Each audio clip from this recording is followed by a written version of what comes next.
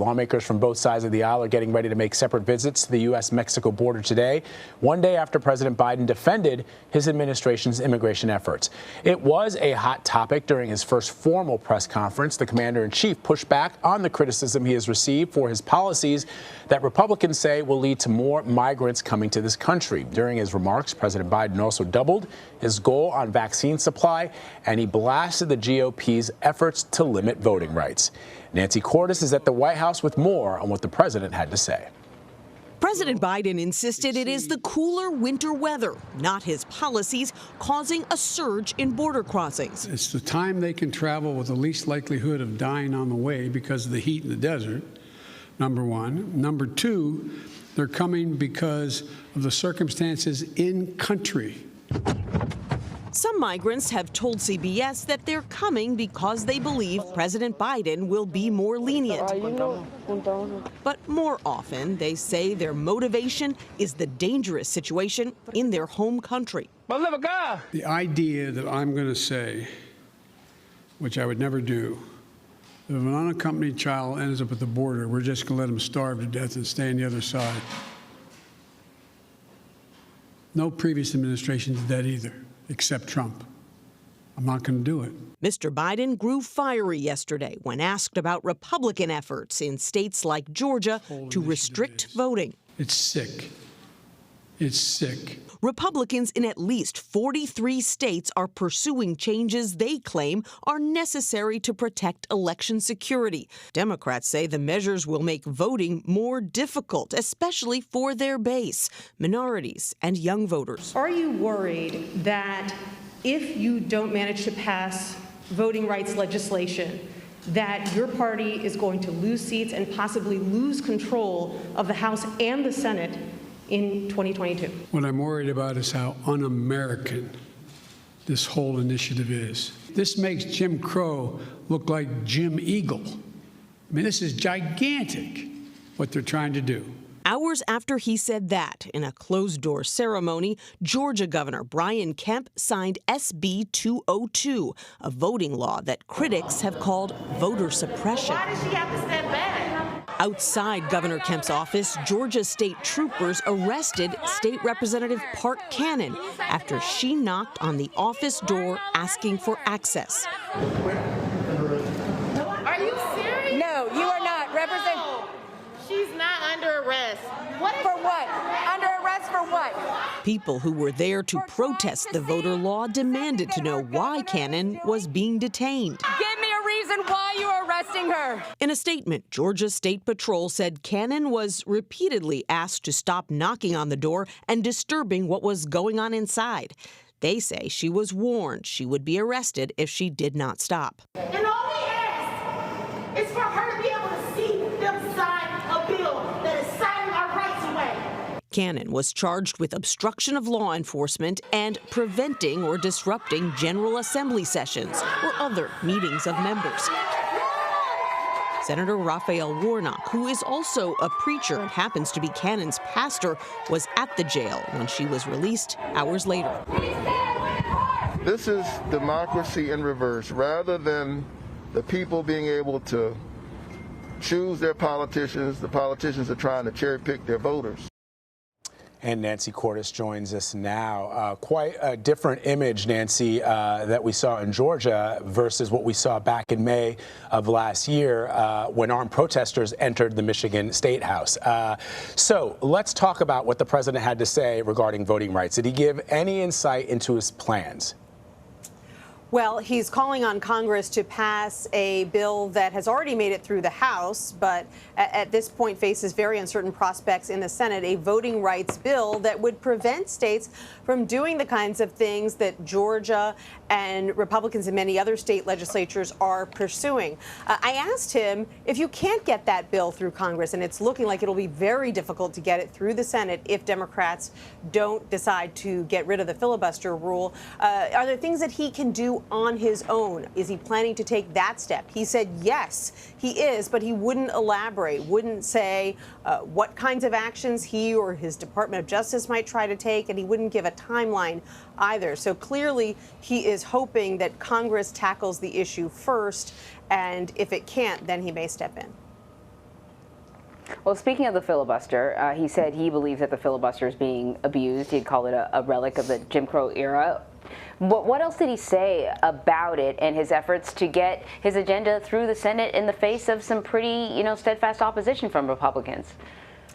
Well, he certainly moved very close to the new position that a lot of people assume that he'll eventually get to, which is full support of repealing the filibuster rule, which would mean, in practical terms, I know it sounds archaic, but it has massive implications for the Democratic agenda in the short term, because what it would mean is that basically you can pass legislation in the Senate with 51 votes rather than 60 votes. And because Democrats have 50 votes plus the vice president, that would make it possible to do more things without Republican support. Now, the catch is, and the reason that President Biden in the past has been very reluctant to embrace this move, even called it dangerous back in 2019, is because once Republicans take control of the chamber, that means they can do exactly the same thing, and the minority would then have very little say.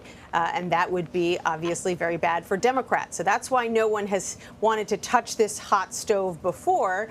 But you've now got a Democratic Party that is looking at all of these big initiatives that President Biden says that he wants to tackle: immigration reform, infrastructure, voting rights, gun control. All things that Republicans have said they oppose. They have panned the legislation that has been put forward. So there's a growing recognition among Democrats that if they don't vote to change the filibuster rule, that all of the items on the president's legislative agenda could be in trouble. As we also heard in your piece, Nancy, the president defended his efforts at the southern border, but he didn't give any indication on how his administration is planning to tackle the growing issue. And I thought it was also interesting. He got a lot of pushback from reporters in the briefing room there, or in the room, about access to some of these facilities. And the president pushed back on that too, saying that reporters would have access when they were able to fix things. Right. What does that mean? What that means is that he doesn't want a lot of cameras coming in and seeing the situation as it stands right now, where you have some Border Patrol facilities that are more than 1,000% over capacity right now, with children sleeping on the floor for days on end. He wants us to be able to see the situation once it is fixed. And these kids are placed in more appropriate facilities that are designed for children, where they have services, where they have teachers, where there is some prospect for them being placed with sponsors and relatives, if possible, quickly. He said within 72 hours. So it was interesting that he basically wouldn't give a timeline for letting us in, but said it would only be once everything was working more smoothly. He did say that it is his intention to get other facilities up and running as quickly as possible. He noted Fort Bliss in Texas is one location where they're setting up 5,000 beds. And he said that work like that is being done all over the place in Florida and Texas to try to move children out of these adult detention centers as quickly as possible. Within 72 hours is the goal, and get them into these HHS facilities designed to house children. Any reaction from lawmakers to Mr. Biden's presser? Yes, Republicans in particular completely rejected his argument that the surge in migrant children is not due to his policies, but just a result of the cooler winter weather. While it is true that we tend to see surges every year around this time of the year, because it's the time of year when more people are willing to make the journey. After all, they are walking across a hot desert. But we are still seeing record numbers this year. And we know anecdotally from talking to migrants, our CBS News colleagues who have been there, a lot of them say that they do feel that now that President Biden is in power, that they'll be treated better here in the U.S. And so, Mitch McConnell, the Senate's Republican leader, tweeted, well, how interesting when you make these promises for 2 years that the border is going to be more porous, that suddenly there is an influx of migrants. And so a lot of Republicans blaming President Biden first and foremost for this surge. What Biden said was, look, all I'm doing is what every previous president except for Donald Trump did, which was to say that if children arrive here on their own, unaccompanied, I'm not going to turn them around and send them back out in the desert to starve. I'm going to house them, feed them, at least temporarily, put them into the custody of a sponsor or a relative until their case can be adjudicated.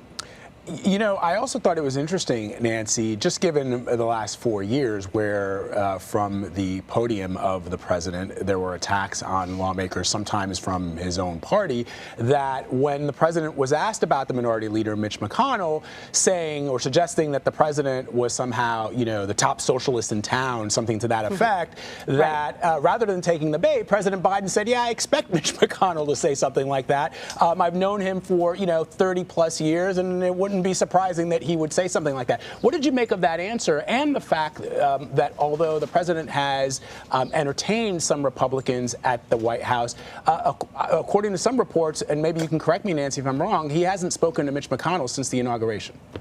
Right. The reason that I asked him that question about Mitch McConnell was because President Biden is someone who has really prized his reputation as a person who's willing to reach across the aisle and make deals throughout his career. And yet we've heard from McConnell in recent days, and these two men go way back, that he feels that President Biden has veered far left since he came into office, and that the two of them have only spoken once since President Biden took office. So I wanted to get his take on what he thinks about that accusation. And I sort of expected that what he would say is, no, I'm really reaching across the aisle. I'm doing everything I've always done. But instead, as you point out, what he said was, no, actually, the things I'm doing, according to the polls, while they may not be popular with Republican lawmakers, they're popular with Republican voters. And that's how I know that I'm on the right track. And guess what? All those things that Mitch McConnell is saying, well, those are the kinds of things that I would expect him to say, and I'm not surprised at all. And so I thought it was interesting and illuminating, and a sort of a shift in tone from President Biden, who has always wanted to make the case that he is reaching across the aisle, but who now seems to be saying, I'll do that when I feel that it is fruitful, when I feel like there's someone across the aisle reaching back at me, but if I have the votes to go it alone, I'm going to do it. And Nancy, was it in response to your question? I wasn't sure because I was listening to it on my headset, but was it also in response to your question that he said that something to the effect that, when he was asked about re-election or something, that the Republican Party might not even exist in its same format in a couple of years?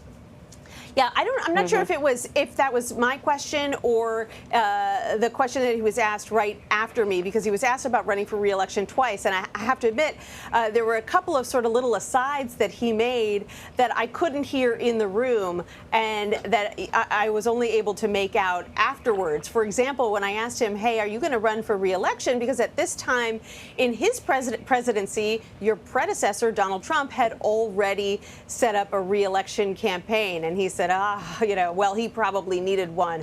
My predecessor, boy, I miss that guy, or something to that effect. And I couldn't actually make that out because he kind of said it under his breath when I was there in the room.